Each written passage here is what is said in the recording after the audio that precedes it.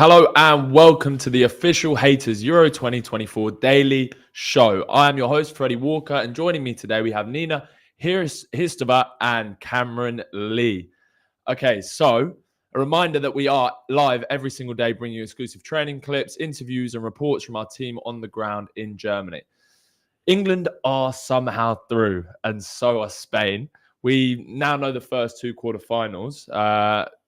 And we're going to look back on yesterday's action. But let's go straight to Jerry Cox first, who was in Gelsenkirchen after the England game. HaytersTV from Gelsenkirchen. Well, it's just been another amazing night in the European Championship, and this time it fell in England's favour.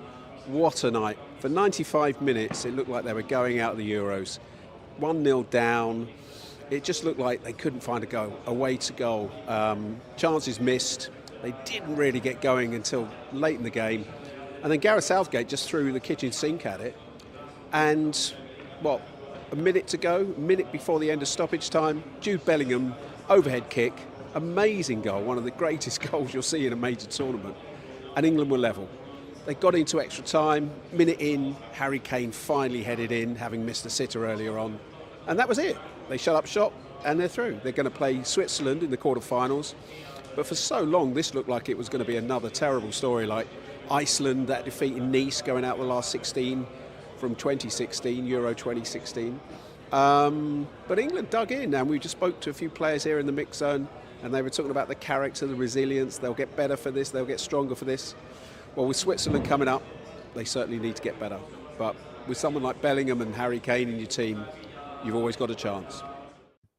Nina, describe your emotions watching England yesterday. I mean, do I have any grey hairs? Because anxious, annoyed, worried, pulling my hair out, and then suddenly ecstatic and magnificent and everything. You know, you're jumping up and down and you kind of forget about it in that moment. But I just think we needed it as fans, just that moment. But yeah, once it's all settled out now and we're really looking back on it, it's a lot has gone wrong. But in many moments, I felt like I was watching Chelsea for the last 2 years. So I thought, I was looking forward to the Euros, England, to watch you play good football. But yeah, oh God, what a game. Yeah, it was a tough watch, and I definitely I sympathise with what you just said there. I think it was such a release. It was such a painful watch that when we finally did get that moment, the release was probably a little bit more than it would have been. I mean, it was what a goal it was too. But I mean, I won't lie to you, Fred. Yesterday was a really big wake up call for me in the way I sort of view this England team. They say if you can't be good, be lucky, and we certainly were lucky. I really think England got away with on yesterday. I think Southgate. I feel like I've been awoken from the Matrix because everything kind of became clear to me. I haven't seen a bailout that big since Greece in 2008. There's it's just constant the changes that they're making, like bringing Ivan Toney on in the 95th minute. Like, what are you going to do? What player is going to make an impact in 2 minutes of the game? He wasn't happy, and then he comes out and says he's fuming. Of course he's fuming, because what can a player do in 90 seconds? He's the highest paid manager at the Euros. He's not acting like it. I think England really got away with on yesterday, and we really need to have a serious rethink if we want to go far in this tournament. Well, now the game is over, we can kind of look back at it somewhat positively. But for 90 minutes, it was pretty dreadful. England were very poor. Do you think that was the wake-up call, Nina, that England needed, and that could propel them further in the tournament now? I mean, I hope so. If this is not a wake-up call, I don't know what is, because, for almost a minute there, we were out this tournament yesterday, and we can't keep doing that. Yes, it's all about getting through at knockout football, but it's not a sustainable way to play. You're going to come up against stronger opposition as we go further down the line, and ultimately we can't keep scraping, because that's really what it's felt like in the groups, now in the round of 16, and if we want to get to a final and have any chance of winning it, we really must fix up. I mean, something that was really sort of opened my eyes for me yesterday was, I've always said with Southgate, look, be patient. He's got a plan. You can see his progression. But for me yesterday, it felt like I looked at it and I was like, he hasn't learned anything over the last 6 years. Yet again, we're being reactive, not proactive. We go 1-0 down to Slovakia. They make 2 substitutions. They're the people making changes, trying to change up the game a little bit. And it's just, it really feels like it brought me back to that, I don't know, watching that Italy final, for example, where they're trying the same thing over and over and over again and expecting different results. And it drove me insane. So I mean, it was not an easy watch. But look, they got the job done by hook or by crook, and that's, I guess, the nature of knockout football. But no, it wasn't an encouraging performance at all. Well, Slovakia's goal came from some pretty lackluster England defending, and they could have really scored a few more. Does this England defense fill you with the same amount of confidence as the defense, say, 3 years ago, where Maguire was present, Shaw was there? Are you still confident with this one? I mean, it's obviously tough because when we went into this tournament, we knew that Luke Shaw being absent would be a big miss. He's been a key part of England's defence for a long time. Harry Maguire equally, say what you want, he's divided opinion, but he's really been that sort of solidity in the back line for England at multiple occasions. So it's tough. You rely on sort of your Mark Gehi, who I think has had a brilliant tournament so far. He's been really one of the few sparks in this England squad.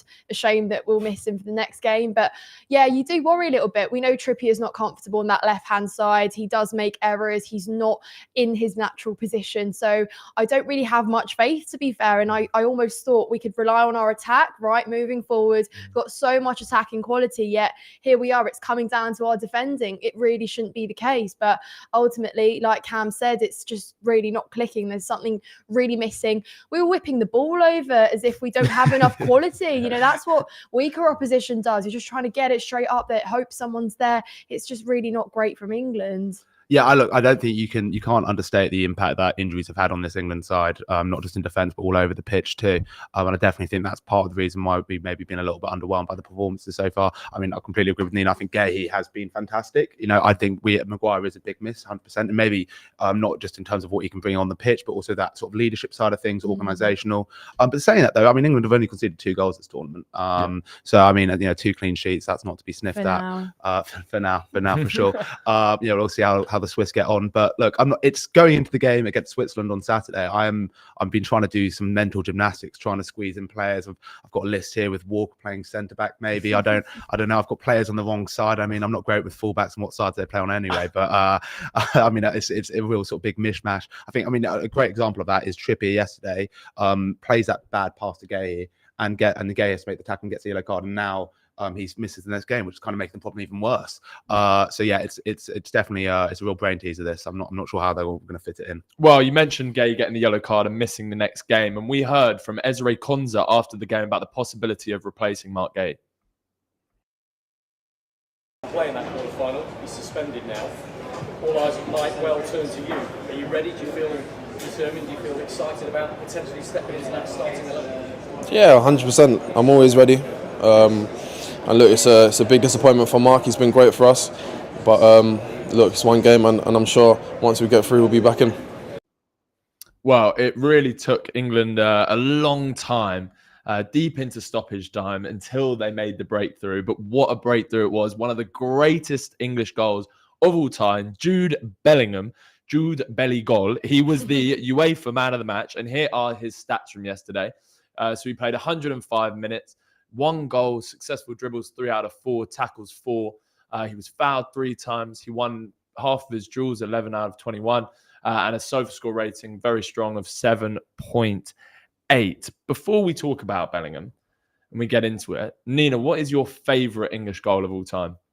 I'd have to say probably Jack Wilshere's goal against Slovenia in 2015. And funnily enough, he had 2 in that game, but the screamer, 25 yards out, his touch before that as well, and it absolutely rocketed into the top of the net. That was pretty extraordinary. Probably Beckham's free kick as well. I mean, I wasn't alive for that one in 2001, but yeah, that was and not just a good goal, it was an important one, obviously, because it was in qualifying just before the World Cup. But yeah, I mean, Bellingham's goal is right up there, isn't it? Up there for sure. For me, Trippier comes to mind, absolutely. But I'll go a little bit sentimental for you, Fred. For me, it's actually Steven Gerrard, 4th minute against the USA 2010 World Cup. Everyone remembers their first tournament. It was my first tournament goal. Obviously, England didn't make it to Euro 2008, so I missed out on that. And just in that moment there, the world felt right. I thought England were going to walk this tournament. I didn't quite understand the pain that this team will bring to me over the next decade and a half. And yeah, it was just a fantastic man. I remember it very fondly until Rob Green, 10 minutes later, let the ball slip through his legs and go in. And then it's all been downhill from there, Fred. Fair enough. Well, let's hope it goes uphill at some point. Let's talk Bellingham. Is he the most clutch player, Nina, that England have ever produced? He is literally only 21. I think it was on Saturday's birthday. So yeah, is he the most clutch English player? There's an argument for it, because in my head, defining clutch means someone that can pull up a moment of magic when you most need it. And what more moment of magic than 94th minute when you're about to exit the tournament? So certainly, and I think he's done it for Madrid as well. He's so young, settled in there just perfectly in his first season in La Liga, and he's doing it for England. I mean, he scored against Serbia as well. You talk about us only scoring 2 goals, but he was one of those, and now he's added another there. So he is slowly proving that he can be absolutely clutch. Such an important player for England at the moment, certainly. I mean, yeah, I think that was the definition of clutch yesterday. I mean, what a goal, what a moment. And, you know, you're completely right, Nina. He was doing it all of last season for Real Madrid too. For me, though, I think that there's only one player that can really be king of clutch for England, and that's David Beckham. I think if you look at some of the moments over some of those free kicks, obviously Greece, we've mentioned it, but also, you know, Ecuador, quarterfinal of the round of 16 of the 2006 World Cup. So many moments throughout his England career, David Beckham stepped up and made the moment. Argentina in the 2002 group stage, there's loads of moments sort of coming to me here. So I still think Bellingham's got a way to go to catch up with Beckham, but he's certainly on his way. That's for sure. Let's hope he continues it this tournament, Bellingham. England won the game early in extra time, and it never really looked like it was slipping away. Maybe Slovakia had one half decent chance, but we heard from Eze about his mentality going into the last moments of the game. Never really be thinking about it being gone. You got to think about the moment that you're in and doing everything that that moment calls for. In that moment, he scored a free kick, so I think that shows the level of quality that we've got in the team, and we know that we can play better at times in periods, but I feel like honestly the mentality and the belief to come back in that fashion to perform how we performed is something that you can't speak highly enough of. So yeah, big for us. We also heard from Jude Bellingham, the goal scorer, the hero, about his celebration. It's a combination of a lot of things, you know. You're playing for England is an enjoyable feeling, but it's also a lot of pressure. You hear people talk a lot of rubbish, and, you know, it's nice that when you deliver, you can give them a little bit back, you know. It's very difficult in press conferences and interviews and things like that to talk as openly as footballers want to, because they're always judged. And for me, football and being on the pitch, scoring goals, celebrating is my release. And, you know, it's maybe a message to a few people, but very happy moment and full of adrenaline. What a man he is. What a goal it was. What a moment. Is it fair to say that England looked better once Southgate had made all the changes? And if so, who impressed you the most, and who warrants to start for England in the next game, Nina? I mean, I think we were all pretty much echoing changes, Southgate. Why did it take so long? I mean, like we said earlier, Slovakia made changes, yet they were 1-0 up. It took so long. And even when we made changes, we didn't really, because obviously Saka was shifted over, and then we saw other changes being made. But it's very difficult for players to have an impact when they're coming on to chase an equaliser, you know, not a lead, an equaliser. Those are the moments where it's so tense, and changes just really needed to happen earlier. Because as we saw, you know, you mentioned Tony, not just the assist, he had Jules one, he was making things happen, getting into the right spaces. I think Palmer as well was a bit more direct, spamming crosses. Yes, perhaps we're defended very well, but we saw a lot more happening. So it's like, Southgate, this is what we've been wishing for, a little bit of change, and we've really been dying to see that. And perhaps, hopefully, we see a few more against Switzerland. Yeah, I mean, look, despite the lack of time he was initially given, I think Tony definitely made an impact on the game, which is good to see. For me, the main man of the substitutes was Eze. I thought he when we brought him on, it was something different. The way he you could tell he kind of scared the Slovakians a little bit. The way he was running at them, some of the flicks, and some of the ways he was knocking the ball around. Unfortunately, you know, you're going to hate me for saying this, I was a little bit underwhelmed by Cole Palmer yesterday. I didn't think it was his best moment. I don't know, maybe I'm looking at it through sort of Spurs tinted glasses potentially. I hope not, but I just felt every time I saw him get on the ball, it was maybe just a little bit lackluster, maybe not lackluster, but just a little bit loose with it, giving the ball away. So yeah, I think Eze probably did enough yesterday for me in my book. And you know, I'm no England manager, don't get me wrong, but maybe deserves a start. Definitely more sort of contribution to the game against Switzerland. Fair enough. Well, Gareth Southgate will take charge of his 100th game next Saturday. He spoke with the press after match 99. Presentation about 1966 and how Jeff Hurst hadn't played until the quarterfinals, and the difficult route that the team had. And all along, the players that have come into the games have had a big impact. They've been ready, they've trained well. And all of the guys that came on played important roles, either in creating the goals, steadying the ship. Do we have any comments currently, Nina, before we go on to the game about the game between Spain and Georgia? Yes, so we have Jamie here saying we are terrible. Clearly not very delighted with England's performance yesterday. And he's followed it by, if we continue to play like that, Switzerland will really give us a reality check there, certainly. Antonio mentions that Xhaka has done a pretty good job in the Bundesliga of keeping Kane at bay. So perhaps that may be an issue for concern. And some appreciation for Bellingham as well as deserved. And Tom says, England all the way. We will win on Saturday. It'll be hard, but we'll find a way. Okay, thank you very much. So after England's extra time had finished, it was straight over to Leipzig for Spain versus Georgia. There was sadly no Euro fairy tale for Georgia, who crashed out to perhaps the tournament, the team of the tournament so far. What was your favourite Georgia moment of this tournament so far, Cam? So many to pick from, actually. They've had a fantastic tournament. They've really made an impact. The first goal was absolutely unbelievable for me. It's got to be Portugal. Beating Portugal, an absolutely massive upset. David versus Goliath moment. The entire the way the team came together was extremely impressive. And can you imagine being in Tbilisi that night? It must have been absolute scenes out there. So, sad to see them go. But I just give myself a little pat on the back. I did call it yesterday, gave it a 4-1 prediction. You did get the I've never been perfect. so upset to be so right. I have to tell you right now. But it was sad to see them go. Nina, favourite Georgia moment? I'd have to say keeper Mamardashvili has been absolutely extraordinary. I almost wish that his tournament wasn't cut so short because he's been phenomenal. And I mean, a highlight probably his rating against Czech Republic. It's pretty high up there. And goalkeepers often go unnoticed and they're very underrated many times because you look at the outfield players, you really do hone in on them. But actually, he's been so talked about, it reinforces how good he's been. And even though he conceded 4 against Spain, he still saved many shots. And it's just like, wow, he's probably going to get a big move, I anticipate, in the future, for sure. It was one of the greatest goalkeeping performances of all time. The Spain defence were also strong once again, conceded a rather unfortunate own goal. But do you think Spain as a whole have the quality to beat Germany, Nina?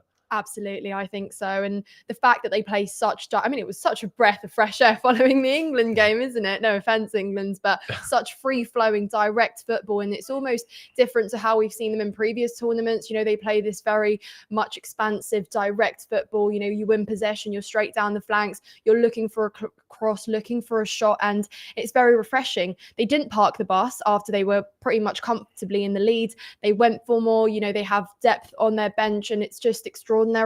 I'd say in comparison to Germany, Spain are probably more comfortable with scoring goals. I think Germany have the quality. I think they're maybe still working a few things out, but I don't doubt Nagelsmann knows his pretty much best team by now. But I think that's going to be probably one of the juiciest ties that we'll see. For sure. We'll obviously discuss this in much more detail down the line, but would you say that Germany, Spain will... It's such a tough one to call, Fred. It's a real 50-50. I am going to back Spain when we get to it. Unless any sort of injury crisis happens or anything like that.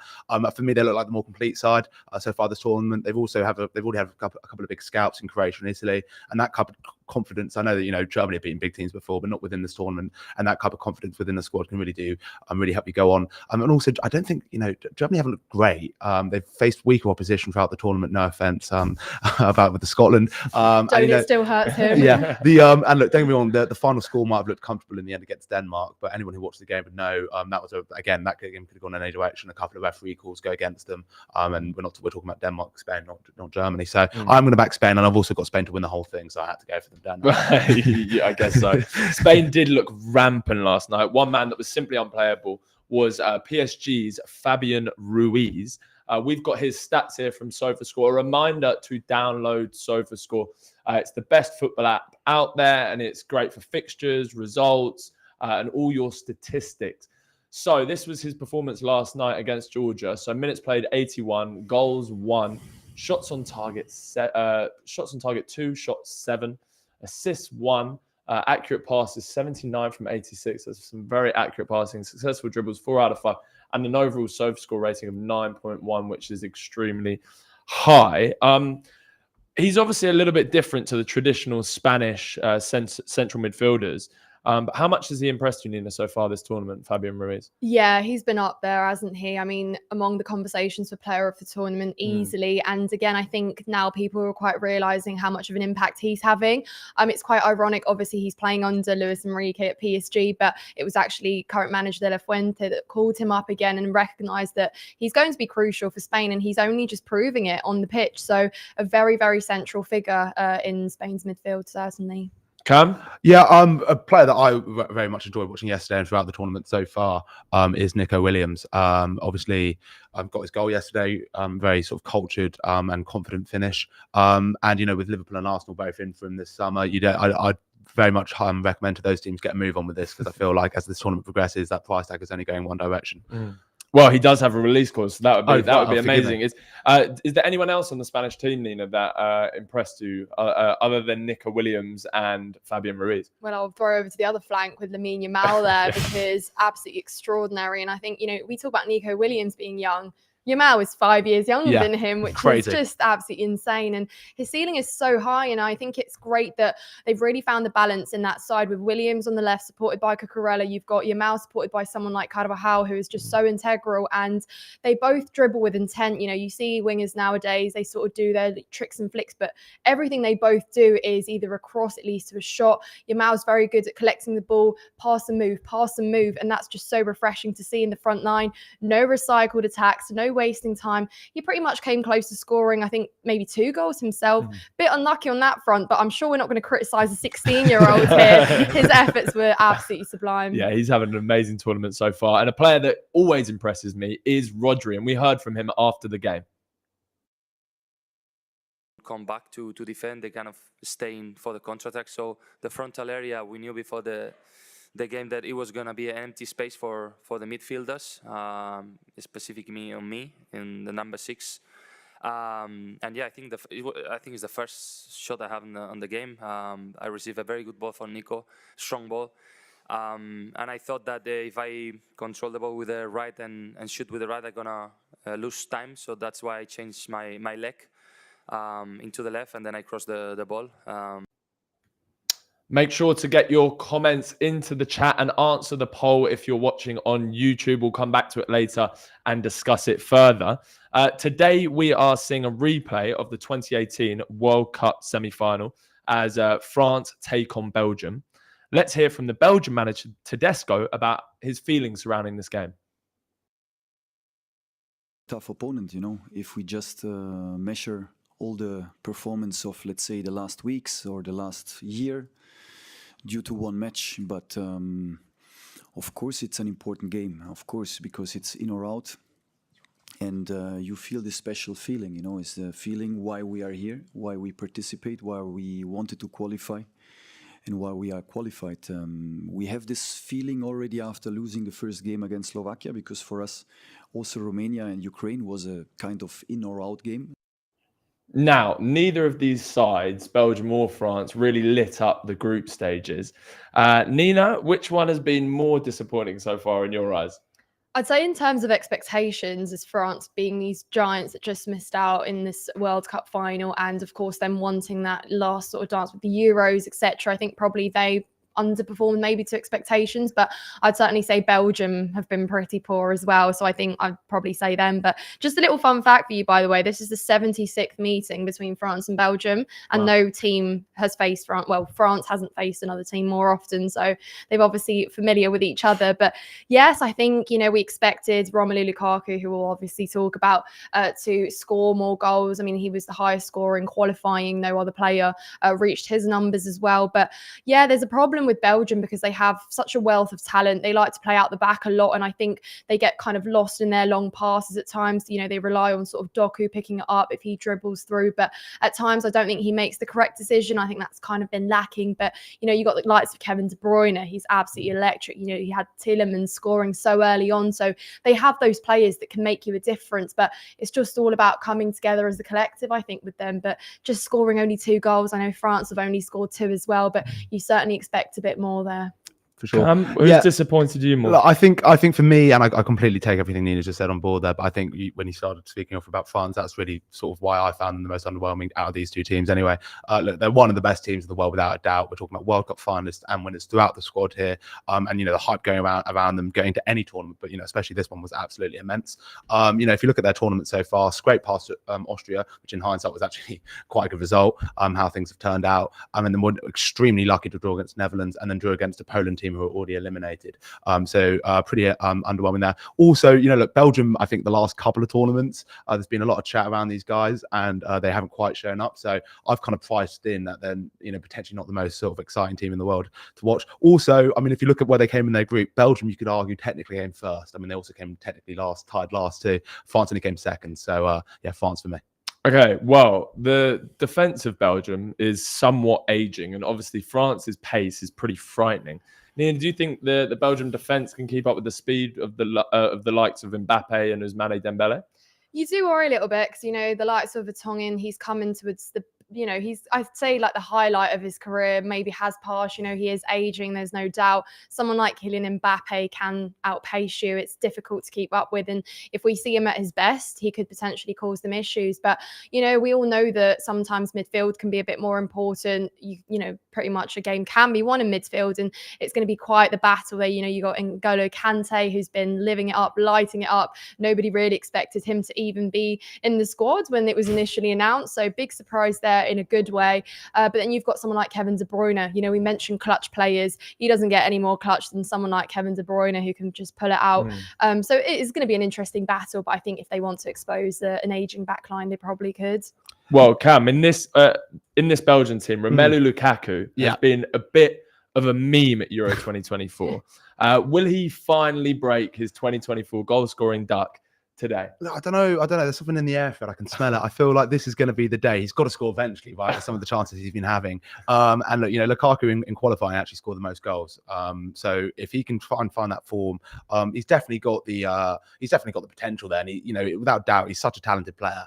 And we've all seen him do it before. And I think with strikers and stuff, especially strikers that are sort of lacking that form, once they get one, that things normally start to pick up for them. And sometimes it can just come down to luck. Where the ball bounces and hits you on the body. If it hits you on the knee and goes wide, or hits you on the chest and goes in, sometimes that's all it comes down to. So I feel like today's going to be the day. We're all behind you, Romelu. Nina, you backing him to score or no? I'm not too sure, but I think Tedesco really probably needs him to. I think he's there, well, other than Openda, who's their only other striker, I think that just tells you exactly how much pressure there is on Lukaku to score there, because he does pretty much build the attack around him, doesn't he? He's been so crucial for Belgium. I think he needs to break that curse. Who knows, though, maybe another disallowed goal there today. Yeah, there's the potential for that as well, for sure. Well, Belgium lost to France 6 years ago in Russia, but there's very few similarities between the two sides now. But one constant is Didier Deschamps. We have a graphic here of his record as France manager. So he's had 156 matches. He's won 100 games, drawn 30, lost 26, and points per game, 2.12. Goals scored per game, 2.10. Goals conceded per game, 0.89. And 2 trophies. That's the big stat, isn't it?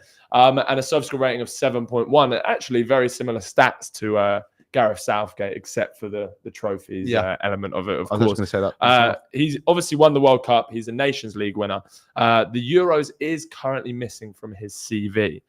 Do you think once he leaves France eventually that he'll be a good club manager, Cam?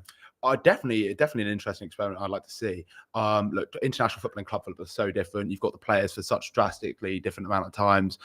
Deschamps also potentially could be that he's more suited. His record as a club manager, got to the Champions League final with Monaco in 2005, won the French League in 2010. So he does have a CV there that shows that he's more than capable of doing it. But I think, I personally, he's got to go eventually, but I think he's been such a successful international manager, and he set the standard so high. Maybe try at another club, another country, and see maybe if you can bring that success to them potentially. Okay, well, we also have another clip here showing that Kylian Mbappe's mind is on something else. Thank you very much, and we're going to continue with Didier Deschamps. Anyone got the England score? 1-0. Et c'est la combienième? 5 minutes.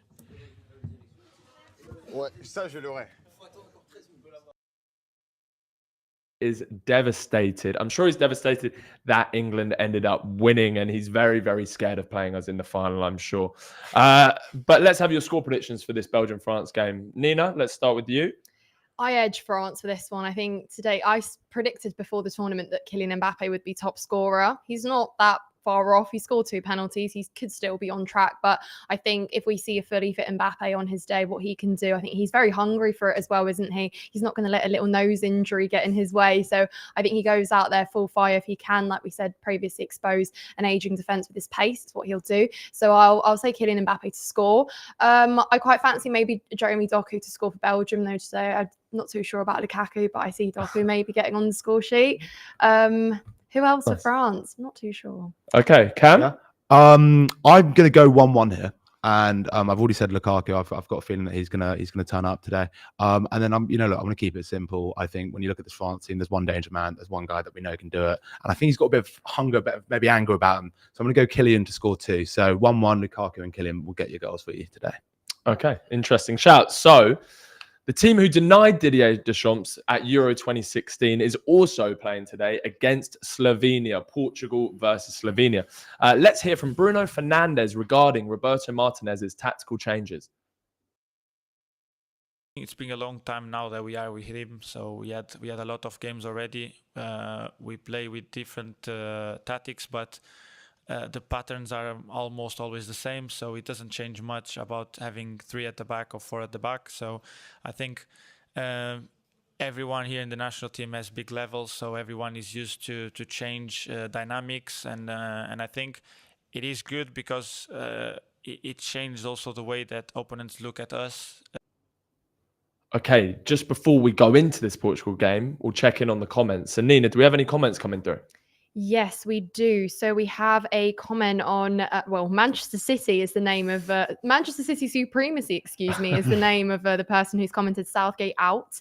And when asked the question who to replace, they think that the German manager Edin Terzic, who just left Dortmund, should take over. And they added, I think we will need something different as there isn't a great deal of world-class English managers at the moment. Maybe Eddie Howe, but I doubt he'll leave Newcastle. Fair enough. Well, on the topic of England, we've also put a poll in, England versus Switzerland, and the votes are in. It's 63% backing England to win and 37% saying the Swiss will take it. I wouldn't be so confident as that 67%, that's for sure. All right, well, let's talk Portugal here. When we look at the Martinez tactical changes, Cristiano Ronaldo got hooked off against Georgia. Do you think he'll reclaim his place today, Nina, and start?